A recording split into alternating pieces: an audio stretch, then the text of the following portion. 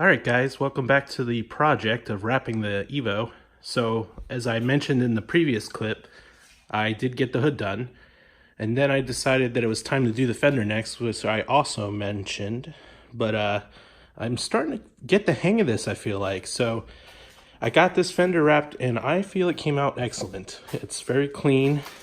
I've been watching videos a lot and using all the tips and tricks I could find.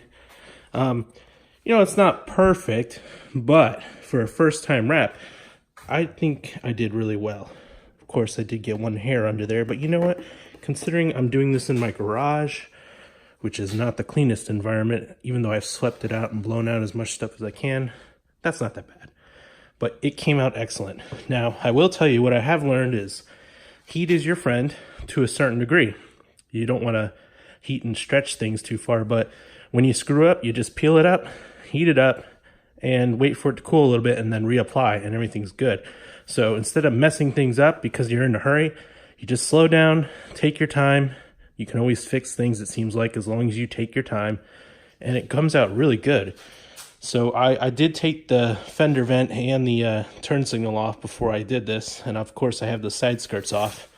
No fender liner, no headlight, and let's see if I can pop the hood real quick. Okay, what I want to show you is on the inside. Sorry, it's hard to do this one-handed. But on the inside, let's grab this light. What I did here was I used some knifeless tape to give me a nice clean break on the engine bay.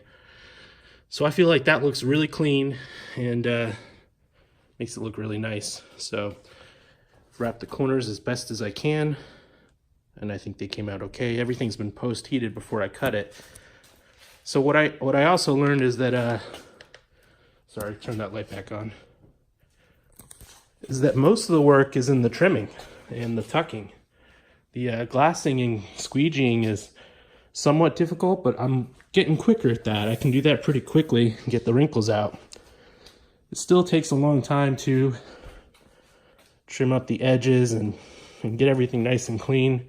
That's the bulk of the work. So you got to make sure you're patient.